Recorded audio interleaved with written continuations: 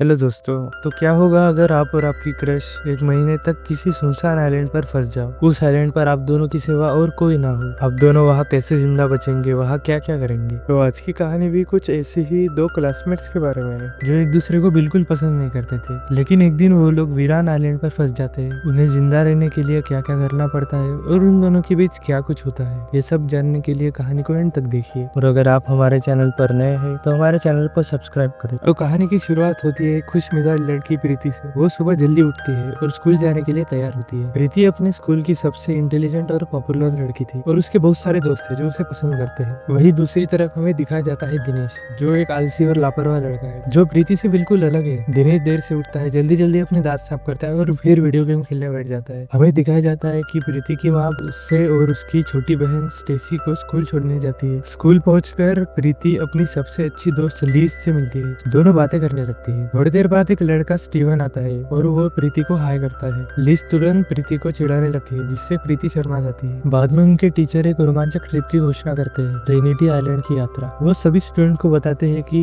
कल सुबह हम 7 बजे रवाना होंगे। प्रीति देखती है कि दिनेश अकेले बैठकर एक छोटे से चाकू से सेब काट रहा है। टीचर उसे पकड़ लेती है और स्कूल में चाकू लाने के लिए डांट देती है। वो उसे प्रिंसिपल के ऑफिस में ले जाती है, जिस पर लिज कहती है, देखा दिनेश तो एक मुसीबत है। अगली सुबह एमा ट्रिप को लेकर बहुत एक्साइटेड होती है। प्रीति अपने माँ बाप को ट्रिप पर भेजने के लिए थैंक्स कहती है। वही दूसरी ओर दिनेश इस ट्रिप पर जाना ही नहीं चाहता, लेकिन उसके पिताजी उसे याद दिलाते हैं कि हमने तुम्हारी गलतियों के बावजूद तुम्हें इस ट्रिप पर भेजने के लिए बहुत मेहनत की है, इसे बेकार मत जाने दो। स्कूल में मास्टर सभी को इकट्ठा करते हैं और बस में चढ़ने के लिए कहते हैं। जैसे ही प्रीति बस में चढ़ती है, स्टीवन उसे हेलो कहता है, लेकिन लीज तुरंत उसे खींच लेती है और धीरे से कहती है, सिर्फ स्टीवन पर ध्यान दो और किसी और पर समय बर्बाद मत करो। एक लंबे सफर के बाद सभी ट्रिनिटी आइलैंड पर पहुंच जाते हैं। प्रीति और उसके दोस्त तुरंत पूल में मस्ती करने के लिए दौड़ पड़ते हैं। वो पानी में खेलते हैं, हंसी मजाक करते हैं। स्टीवन भी उनके साथ आ जाता है, लेकिन दिनेश बालकनी से चुपचाप ये सब देख रहा होता है। बाद में प्रीति की दोस्त उसे बताती है कि यहाँ एक पार्टी होने वाली है। वहाँ के लोकल नाव पर एक पार्टी होने वाली थी। पहले तो प्रीति वहाँ जाने के लिए तैयार नहीं थी, लेकिन उसके दोस्तों ने किसी तरह से उसे मना लिया। पार्टी में प्रीति अपने दोस्त लिज को ढूंढने लगती है, लेकिन उसकी नजर स्टीवन पर पड़ती है, जो किसी और लड़की को किस कर रहा होता है। दिल टूटने पर प्रीति तुरंत वहाँ से जाने का फैसला करती है। दूर खड़ा दिनेश ये सब चुपचाप देख रहा होता है। दिनेश प्रीति को चिढ़ाते हुए कहता है, लगता है तुम्हारा बॉयफ्रेंड मजे कर रहा है। प्रीति गुस्से में पलटकर जवाब देती है, उससे तुम्हारा कोई लेना देना नहीं है दिनेश, अपने काम से काम रखो। तभी पार्टी में अचानक ड्रामा शुरू होने लगता है। पुलिस अधिकारी नाव पर पहुंच जाते हैं। उन्हें खबर मिली थी कि पार्टी में कुछ लोग ड्रग्स का इस्तेमाल कर रहे हैं। वो सभी को इकट्ठा करके पूछताछ करने लगते हैं। इसी अफरा तफरी के बीच प्रीति का संतुलन बिगड़ जाता है। वो अंधेरे पानी में गिर जाती है। दिनेश उसे डूबता हुआ देख लेता है और बिना सोचे समझे पानी में कूद जाता है। दिनेश किसी तरह प्रीति को सुरक्षित किनारे पर लाता है। तभी उसकी नजर बड़ी नाव से बंधी एक छोटी सी नाव पर पड़ती है। वो जल्दी से प्रीति को उस नाव पर चढ़ने में मदद करता है और बिना गवाए रस्सी काट देता है, जिससे वो बड़ी नाव से अलग हो जाते हैं। प्रीति हैरानी से पूछती है, तुमने रस्सी क्यों काट दी? दिनेश जवाब देता है, मेरा पुलिस रेड में फंसने का कोई इरादा नहीं है। हम इंतजार करेंगे जब तक वो चले नहीं जाते, फिर हम वापस मेन बोर्ड पर लौटेंगे। लेकिन हालात बिगड़ने लगते हैं। दिनेश को महसूस होता है कि इस छोटी सी नाव पर कोई मोटर ही नहीं है। तभी एक बड़ी सी लहर उन पर आ गई होती है और उनकी छोटी सी नाव जोर जोर से हिलने लगती है। दोनों मजबूती से नाव को पकड़कर खुद को गिरने से बचाने की कोशिश करते हैं। रात भर तूफान उनको इधर उधर धकेलता रहता है। सुबह होती है, समंदर शांत हो जाता है, लेकिन अब वो दोनों बेचारे समंदर में कहीं खो चुके हैं। दिनेश मदद के लिए फोन लगाने की कोशिश करता है, पर उसे याद आता है कि उसने अपना फोन पार्टी में ही छोड़ दिया था। वो प्रीति से पूछती है, क्या उसके पास फोन है? प्रीति के पास फोन तो होता है, लेकिन उसमें कोई नेटवर्क नहीं होता। गुस्से में प्रीति कहती है, अगर हम पार्टी वाले नाव पर रहते तो ऐसी मुसीबत में नहीं पड़ते। दिनेश कहता है, अब जो हुआ सो हुआ,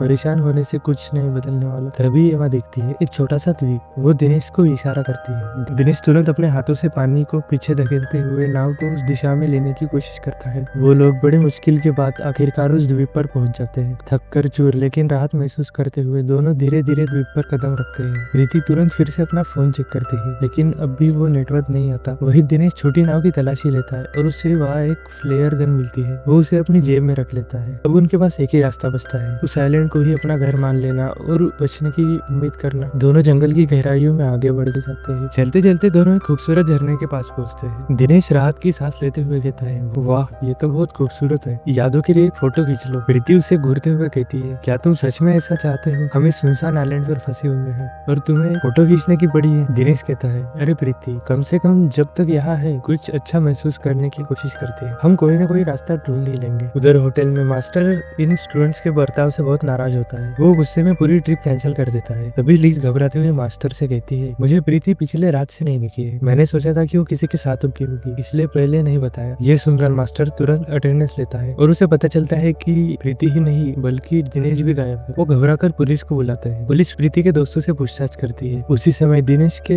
माता पिता और रेमी के माता पिता स्कूल में पहुंचकर प्रिंसिपल से जवाब मांगते हैं, लेकिन प्रिंसिपल भी कोई साफ जवाब नहीं देता। आइलैंड पर दिनेश और प्रीति घने जंगल में अपना सफर जारी रखते हैं। वो कई घंटों तक चलते रहते हैं और आइलैंड की दूसरी तरफ पहुंच जाते हैं। वो इधर उधर नजर घुमाते हैं और किसी को ढूंढने की कोशिश करते हैं, लेकिन वो पूरा आइलैंड सुनसान और वीरान होता है। अब हमारे पास कोई चारा नहीं है, प्रीति थक कर कहती है। दिनेश सिर हिलाता है और दोनों अपनी नाव के पास वापस लौट जाते हैं, लेकिन जब वो किनारे पर पहुंचते उनके होश उड़ जाते हैं। नाव तो वहाँ थी ही नहीं। तेज समुद्री लहरों ने उसे बहा लिया था। अब वहाँ सिर्फ एक लाइफ जैकेट बची थी। दोनों थककर निराश वहाँ बैठ जाते हैं। शाम होने लगती है। दिनेश कुछ सूखी लकड़ियाँ इकट्ठा करके एक छोटी सी आग जलाता है। ठंडी हवा में प्रीति को कांपता देख दिनेश चुपचाप अपनी शर्ट उतारकर उसे दे देता है। प्रीति पहले मना करती है, लेकिन आखिर में वो पहन लेती है। अगली सुबह दिनेश की आँख खुलती है, लेकिन प्रीति वहाँ नहीं होती। वो घबराकर उसे ढूंढने दौड़ पड़ता है। जल्दी वो उसे समंदर के किनारे पर देखता है, जहाँ वो रेत पर बड़े बड़े अक्षरों में कुछ लिख रही होती है, SOS। दिनेश हैरानी से पूछता है, तुम क्या कर रही हो? एमा जवाब देती है, अपनी जान बचाने की कोशिश। हमें जल्दी से पानी और खाना ढूंढना होगा, वरना हम ज्यादा समय तक नहीं टिक पाएंगे। दिनेश समुद्र की ओर बढ़ते वक्त कहता है, ठीक है, पहले मैं जाकर थोड़ा तैर लेता हूँ और ठंडा हो जाता हूँ। प्रीति उसे जाते हुए देखती है। इसी बीच होटल में मास्टर प्रीति और दिनेश के माता पिता से मिल रहे होते हैं। वो उन्हें बताते हैं कि पुलिस अपना काम कर रही है और उन्हें समंदर में एक छोटी सी नाव के कुछ निशान मिले हैं। दिनेश के पिता नाराज होकर कहते हैं, हमें एक प्राइवेट रेस्क्यू टीम को हायर कर लेना चाहिए, लेकिन मास्टर उन्हें शांत करते हुए कहते हैं, पुलिस अपना काम कर रही है, हमें उन पर भरोसा रखना चाहिए। उधर आइलैंड पर प्रीति की पानी की तलाश में इधर उधर भटक रही होती है। तभी उसे महसूस होता है कि कोई उसे देख रहा है। यह सोचकर उसकी रूह कांप जाती है। वो तुरंत वहाँ से निकलकर दिनेश के पास लौट आती है। अब उन्हें एक ठिकाना बनाना था। वो पत्ते टहनियाँ इकट्ठा करते हैं, एक छोटी सी झोपड़ी तैयार करते हैं। वो लोग खाने के लिए द्वीप पर घूमते हैं और जो कुछ भी मिल सकता है खाने की कोशिश करते हैं। दिनेश को केले का एक पेड़ मिलता है। वो दोनों के लिए कुछ केले तोड़कर लाता है। गर्मी से थकर प्रीति अपनी लंबी पैंट को काटकर शॉर्ट कर लेती है। शाम को दिनेश झोपड़ी के अंदर सो रहा होता है। प्रीति भी उसके पास लेट जाती है। दिनेश नींद में करवट लेता है और उसका अचानक हाथ प्रीति पर आ जाता है। प्रीति कुछ पल के लिए हैरान हो जाती है। अगले दिन प्रीति झरने के नीचे नहा रही होती है। तभी दिनेश उसके पास आता है और कहता है, क्या तुम्हारे पास सनस्क्रीन है? प्रीति चिढ़कर कहती है, मैं नहा रही हूँ, कहीं और जाओ। दिनेश शरारती मुस्कान के साथ कहता है, तुमने ही तो कहा था सुरक्षा के लिए चौकीदारी करो, तो मैं यहाँ हूँ। एमा गुस्से से कहती है, मैंने ऐसा इसलिए कहा था क्योंकि मुझे लगता है कि इस द्वीप पर कोई और भी है, हम यहाँ अकेले नहीं है। रात होने लगी थी। द्वीप पर प्रीति दुखी होकर कहती है, मुझे अपने परिवार की बहुत याद आ रही है। दिनेश इधर उधर देखता है। उसे एक खौफनाक चीज दिखती है, एक इंसानी खोपड़ी। प्रीति उसे देखकर घबरा जाती है। वो कांपते हुए कहती है, यहाँ कोई है जो हमारी तरह यहाँ फंसा था, देखा उसका ये हाल हुआ, अगर हमारे साथ भी ऐसा हुआ तो। दिनेश उसे शांत करने की कोशिश करता है। दिनेश कहता है, हम अकेले नहीं है, लोग हमारी परवाह करते हैं, मैं वादा करता हूँ हम जरूर बचेंगे, मुझ पर भरोसा रख। ये कहते हुए वो प्रीति को किस कर लेता है। वो प्रीति की पहली किस थी। रात गहराते ही दिनेश और प्रीति के बीच सारी दुनिया खत्म हो जाती। वो दोनों संबंध बना लेते। पहली बार प्रीति को कुछ नया, रोमांचक, कुछ अलग महसूस होता। अगली सुबह प्रीति जागती है, इधर उधर देखती है, दिन कहीं नहीं दिखता। वो घबराकर उसे बुलाने लगती है, दिनेश दिनेश तुम कहाँ हो? वो उसे ढूंढने लगती है। अचानक वो देखती है कि दिनेश एक गड्ढा खोद रहा है। दिनेश उस लाश को ठिकाने लगाने के लिए वो गड्ढा खोद रहा था। तभी प्रीति फिसल कर गिर जाती है और उसका घुटना छिल जाता है। इस तेजी से दौड़कर उसकी चोट साफ करता है और कहता है, चिंता मत करो, तुम ठीक हो जाओगे। दोपहर को झरने के बाद दिनेश अपनी माँ की कहानी बताने लगता है। प्रीति दिनेश की बात सुनकर इमोशनल हो जाती है। उसी शाम को बारिश होने लगती है। दिनेश मस्ती में भीगने लगता है और प्रीति भी उसके साथ हंसते हुए नाचने लगती है। दिनेश एक फूल तोड़कर प्रीति के बालों में लगा देता है। प्रीति मुस्कुराते हुए कहती है, मैं फिर से इस तूफान का मजा लेना चाहती हूँ। दिनेश मुस्कुराकर कहता है, फिर एक और रात रोमांच से भरी होगी। अब उन दोनों को 1 महीना उस द्वीप पर हो चुका है। अब पुलिस मान चुके हैं कि दिनेश और प्रीति मर चुके हैं। उन्होंने तलाश बंद कर दी है, लेकिन प्रीति की माँ बारबरा हार मानने के लिए तैयार नहीं है। वो जैक के साथ खोजबीन जारी रखती है। बहुत दिन बीत जाते हैं। एक दिन थक कर हार मानते हुए जैक कहता है, हमने सब कुछ कर लिया, शायद अब घर लौटने का वक्त आ गया है। बारबरा आंखों में आंसू लिए धीरे धीरे सिर हिला देती है और उसका दिल अब भी जवाब नहीं मानता। 1-2 हफ्ते बीत जाते हैं। अब दोनों एक दूसरे के साथ बहुत घुल मिल चुके हैं। वो हर एक पल को जी रहे हैं और जब भी चाहे संबंध बना लेते हैं। एक दिन प्रीति दिनेश को पूछती है, तुम्हारा पहला रोमांटिक अनुभव कैसा था? दिनेश हंसकर कहता है, स्कूल में मेरी एक बड़ी उम्र की दोस्त के साथ। फिर वो प्रीति से पूछता है, तुम्हारा पहला अनुभव कैसा था? प्रीति बोलती है,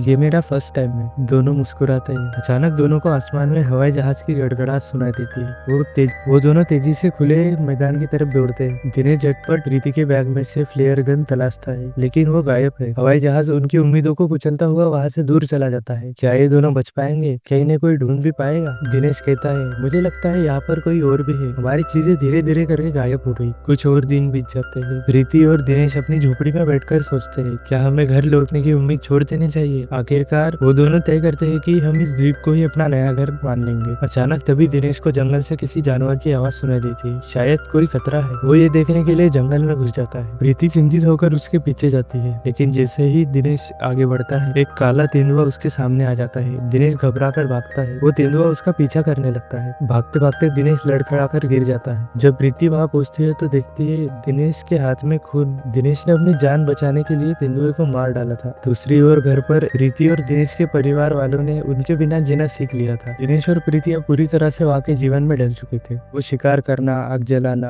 और जीने के नए तरीके सीख चुके हैं। उन्होंने उम्मीद छोड़ दी है कि कोई उन्हें बचाने भी आएगा। एक दिन रात को एमा जब सो रही थी तो उसने देखा उसकी खोई हुई चीजें ऊपर से गिर रही है। वो चौंक कर ऊपर देखती है। दिनेश देखो, एक बंदर पेड़ की डाल पर बैठा था जो उनकी चीजें नीचे फेंक रहा था। और सबसे बड़ा झटका, बंदर ने फ्लेयर गन पकड़ी हुई थी। प्रीति को एक आइडिया आता है। वो बंदर की ओर एक केला बढ़ाती है। बंदर झिझकता है, फिर केले को पकड़ लेता है और फ्लेयर गन नीचे गिर जाती है। अचानक आसमान में एक हेलीकॉप्टर की गड़गड़ाहट गूंजती है। दिनेश और प्रीति तेजी से खुले मैदान की ओर दौड़ते। प्रीति फ्लेयर गन उठाती है और आसमान में फ्लेयर करती है। हेलीकॉप्टर पर बैठा पायलट उन्हें देख लेता है। 3 महीने बाद प्रीति और दिनेश आखिरकार घर लौटे। एयरपोर्ट पर उसके दोस्त, परिवार सब उनका स्वागत करते हैं, लेकिन कुछ बदल चुका था। वो दोनों वापस लौटने की खुशी में एक पार्टी अरेंज होती। प्रीति की दोस्त उसे सरप्राइज देने के लिए बाहर बुलाती। बाहर बारिश हो रही थी। दिनेश बारिश में भीगता हुआ अकेला खड़ा होता है। प्रीति की आंखों में पुरानी यादें ताजा हो जाती है। वो धीरे धीरे उसकी ओर बढ़ती है। दिनेश और प्रीति एक दूसरे को देखते और बिना कुछ कहे एक गहरी भावनात्मक करीबी में बन जाते हैं। तो ये थी कहानी ब्लू लगून द अवेकन की। अगर आपको ये कहानी पसंद आती है तो वीडियो को लाइक करें, और अगर आप हमारे चैनल पर नए हैं तो हमारे चैनल को सब्सक्राइब करें। अगर आपके मन में कोई और कहानी हो तो उसे कमेंट करें। हमारे चैनल पर ऐसी कई कहानियां हैं, आप उन्हें भी चेकआउट कर सकते हैं। Thank you for watching.